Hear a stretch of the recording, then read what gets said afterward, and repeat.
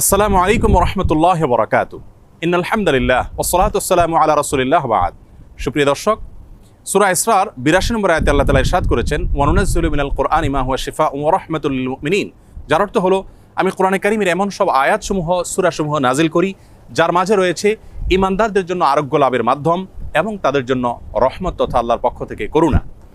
আয়াতের ব্যাখ্যা মুফাসসিরদের অনেকেই বলেছেন, এখানে আল্লাহ রাব্বুল আলামিন আত্মিক রোগসমূহ থেকে আরোগ্য লাভের মাধ্যমের কথা বুঝিয়েছেন, অর্থাৎ কোরআনের প্রেসক্রিপশনকে অনুসরণ করার মাধ্যমে মানুষ প্রকৃত মানুষে পরিণত হয়, মানবীয় গুণাবলী অর্জন করে মানুষ আল্লাহ রাব্বুল আলামিনের প্রিয় পাত্রে পরিণত হয়।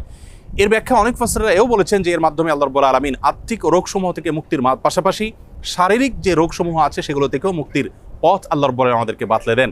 সেগুলোকে আবিষ্কার করে খুঁজে বের করে যথাযথভাবে আমল করার মাধ্যমে উপকৃত হওয়াটাই হলো আমাদের জন্য মূল বিষয়। আজ আমরা কোরআনে কারীমের এমন একটি সূরা আপনাদের সঙ্গে শেয়ার করতে চাই যে সূরার অপর নামই হলো সূরাতুশ শিফা বা আরোগ্য লাভের সূরা। আর সেই সূরা হলো আমাদের সকলেরই অতি পরিচিত সূরাতুল ফাতিহা। সহিহ বুখারীতে আবু সাঈদ খুদরী রাদিয়াল্লাহু আনহু থেকে একটি হাদিস বর্ণিত হয়েছে, যে হাদিসের মাধ্যমে বোঝা যায় যে সাহাবায়ে কেরাম সূরাতুল ফাতিহার মাধ্যমে চিকিৎসা গ্রহণ করেছেন এবং অলৌকিকভাবে, বিস্ময়করভাবে কঠিন এবং দুরারোগ্য সমস্যা থেকে তারা মুক্তি লাভ করেছেন।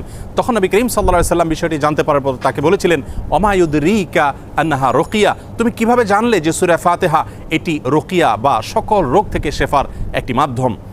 এজন্য এই সূরা সম্পর্কে উলামায়ে কেরাম বলে থাকেন যে সূরা ফাতিহার মাধ্যমে যে কোনো রোগ বালাই থেকে, যে কোনো বিপদ আপদ থেকে, যে কোনো অসুখ বিসুখ থেকে মুক্তি লাভের মাধ্যম হিসাবে আমরা এটিকে ব্যবহার করতে পারি।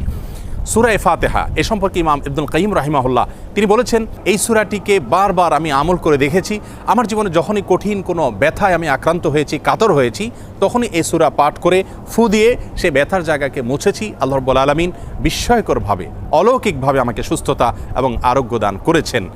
আমি ব্যক্তিগতভাবে আমার কথা বলতে পারি যে আমার বাসায়, পরিবারে আমার বাচ্চাদের যখন কোনো অসুখ বিসুখ হয়েছে, কখনো কোনো সমস্যা দেখা দিয়েছে, তৎক্ষণাৎ আমি সূরা ফাতিহা পাঠ করে তাদেরকে ফু দিয়েছি, তাদের শরীরে মুছেছি এবং সঙ্গে সঙ্গে আল্লাহ রাব্বুল আলামিন বিস্ময়করভাবে আমাকে উপকারিতা দিয়েছেন। আর এরকম ঘটনা আমার জীবনে 2-4 বার নয়, বরং অগণিতবার ঘটেছে। এজন্য সূরা ফাতিহা এটিকে যদি কেউ যথাযথভাবে আমল করতে পারেন, সে আস্থা এবং বিশ্বাস আল্লাহ তাআলার প্রতি থাকে, তাহলে সেক্ষেত্রে অবশ্যই এর মাধ্যমে যে কোনো দুরারোগ্য ব্যাধি থেকে পর্যন্ত আমরা আরোগ্য লাভের মাধ্যম হিসাবে এটিকে ব্যবহার করতে পারি। হাদিসে কুদসিতে আল্লাহ রাব্বুল আলামিন বলেছেন, আনা ইনদা যান্নি আবদি বি, বান্দা আমার প্রতি যেমন ধারণা করবে আমি তার প্রতি সেরূপ আচরণ করব। অতএব পরিপূর্ণ আস্থার সাথে, বিশ্বাসের সাথে যদি কেউ